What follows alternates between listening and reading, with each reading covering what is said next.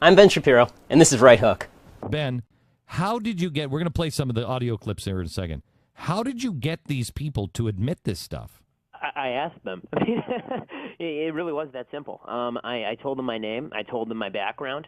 I told them what the book was about, and they assumed. I mean, this is where liberal stereotyping comes in. And by the way, before I start, Glenn, I really want to thank you so much on behalf of all the Jews of the United States that I can speak for your support for Israel, because it really does mean everything to me. I mean, my wife is Israeli. I was married there. It means just an enormous amount. But in terms of getting these interviews, what I did is, I basically used my name, which is Shapiro, and my Harvard Law baseball cap, because I went to Harvard Law School, and they assumed that if my name is Shapiro and I'm wearing a Harvard Law baseball cap, I must be a liberal, right? And so they... Do you really believe that? Absolutely. There's no question that if my name had been, Bill White, and I'd been coming from Emory University, they probably would have taken a second look. Mm-hmm. So they admitted it because they thought you were friendly. Yep. I'll give them maybe.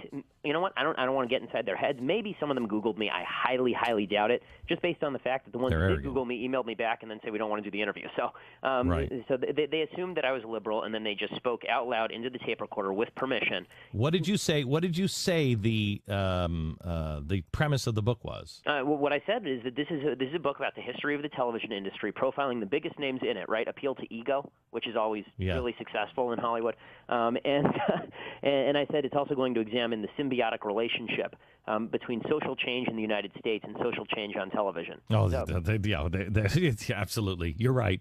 They went in and they were like, oh, this is going to be friendly. All right, exactly. Master's thesis for Harvard University, right? That's kind of what it sounds like. I mean, that is, of course, exactly what the book is, but they just assumed that I was on their side of the aisle, and they spoke loud and clear into the microphone with full permissioning. I mean, I'm a lawyer. Okay. I know what the law is in the state of California. Let me go here, and we're going to play a couple of cuts. And first one, tell us a little bit about it. We have David Shore, creator of House, explaining discrimination against conservatives. Here's the audio, and then you tell us about it. Yeah, that there's some sort of political blacklist in Hollywood where if you're a right winger, it's too hard to get. You can't get a job. What do you make of that? I think there is actually probably some limited truth to that.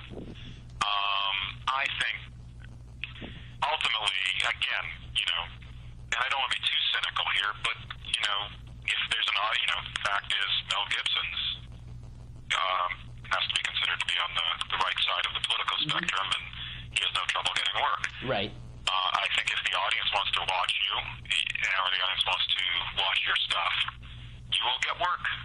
But I do think there is an assumption within this town that everybody is on the left side of the spectrum, and the few people on the right side, I think people look at them somewhat aghast, and I'm sure it doesn't help them. What do you make of that? I mean, he's exactly right, especially in the second half there. In the first half, when he's talking about, well, Mel Gibson can get work, well, yeah, because Mel Gibson's a big star. I mean, the point of conservatives in Hollywood, there are a few of them, right? Joel Surnow, who makes 24, is conservative. Jerry Bruckheimer is conservative. Don Belisario, who does NCIS, is conservative. But those people are wildly successful. That's right, and that's the key. Too right? late to before blacklist. they came out as conservatives. That's right. what you have to do in Hollywood. If Correct. you're successful, sure you can work. The question is, can the grip work? Right? Can the bid actor work? Can the writer who's just writing spec pilots, can he work? No. And so when David Shore says that, when David Shore says repeatedly that you can work in this town if you're conservative, but the end of the quote is really the money quote. I mean, when he says, look, it's not going to be looked well upon if you're from the other side of the political aisle. That's really what matters, because they'll make up any excuse not to. Your writing doesn't fit our style, or your acting it just wasn't right on today. Right? They'll make up any excuse. They're not generally going to come out and say to your face, "You're conservative, not going to hire you." But that's the real reason that conservatives. I will tell you that I mean, I've met with many Hollywood people who. I met, and I don't want to say who, I met a woman who I sat next to at dinner when I was out in Los Angeles. We had dinner together, and she wept. She wept because she had said something, that she was not supporting Obama. Yep. And she said she was attacked. And by good friends. By good friends who were like, you're not raising your children to be a conservative, are you? Yeah. I mean, they will attack you personally. They'll attack your livelihood. I mean, it's so funny. When I started writing primetime propaganda, as a conservative, I generally look askance at accusations of discrimination. I tend to think that they're overblown in almost every circumstance. And so when I went and I started doing the interviews, I figured that this is all, a little bit overblown. Well, along the way, I had no intention of writing for television ever. And I met with a guy named Leonard Goldberg, who's on the board of CBS. He's a producer for Blue Bloods. And he and I hit it off, and he said, why don't you write me a pilot based on Harvard Law? I said, okay, top producer asks you to write a pilot, you write a pilot. So I wrote a pilot, went and got an agent. Everything is going swimmingly. I mean, just to get an agent in town is a big deal. So I get an agent. Everything is we're working on this stuff. About 3 weeks later, he calls me up, and he says, Ben, I'm not sure we can represent you. I said, oh, really? Why is that? He said, one of our lower-level agents had been getting your stuff around town. They got a call back from a producer who's interested and then who'd Googled you, and then our lower-level agent Googled you. He saw your political viewpoints, because I've been very clear in my conservatism for years and years. He saw your political viewpoints, and we're not sure that we can get you work in this town with those political viewpoints. Blacklist. Yeah, I mean, and it's not like I've imagine been in the industry for years and years, right? I mean, I literally dipped my toe into the pond, and the alligator bit it right off. Yeah, this is the industry. This is the Ben. Trust me on this, and you'll understand soon. Everything's about to change. This is the group of people who talk about blacklists of Hollywood, that you couldn't be a communist and you couldn't work even though you were, and yet they're doing it. And this is old news. Let me go on, or it's an old rant from me. Let me go with George Slatter. Who is George Slatter? He's the producer of a show called Laugh-In. The creator of Laugh-In was one of the biggest shows of the 1960s, right? It was kind of the real first foray from the left in a hard way into leftist politics. And George had some colorful things to say for sure. Glenn Beck, with these two bright blue contact lenses that give him these bright blue kind of deer in the headlight surprised look, and I find him really amusing. I don't with the bright blue. I don't have contact lenses. No, those are actual bright. Those are my eyes, George. Well, he wants your eyes removed there, Glenn. So I mean, yeah. That's amazing.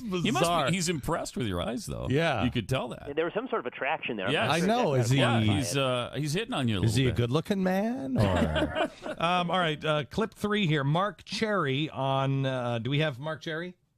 Mark Cherry on why he put gay neighbors in Desperate Housewives. One of the things I'm proudest about is the addition of the gay neighbors on Wisteria Lane, because they're there, they're a part of the neighborhood, no one seems to notice it.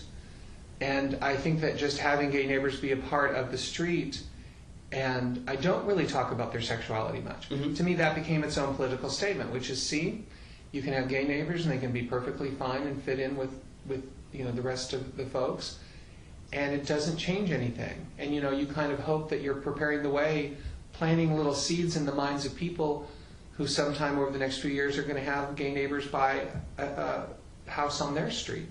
Okay, hang on just a second. I don't have it necessarily. I mean, I don't like. Here's where my problem is on this one, is that they know they're planting the seeds. I don't care if they have gay neighbors on TV. I have gay friends, and I don't have a problem if gay neighbors are moving in. We should all be a society that like, hey, the people are different than me, and they're living next door. I don't care what it is. They're different than me. They're good. We see people as people. It's judge people by the content of their character, not the color of their skin, et cetera, et cetera.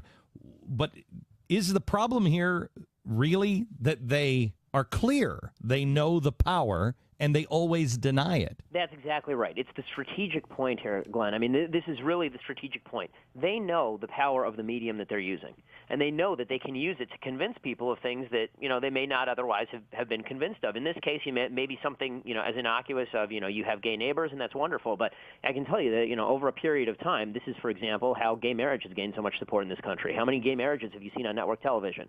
Now, how many gay marriages have you actually seen in real life?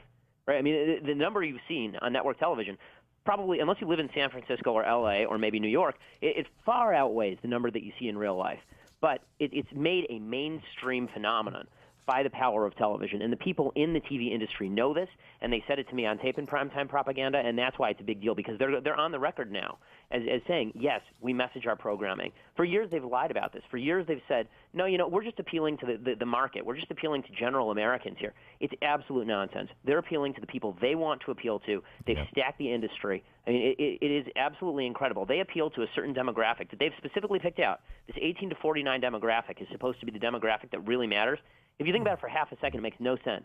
People who are 18 live in their parents' basements. They don't have any income, and they're generally losers.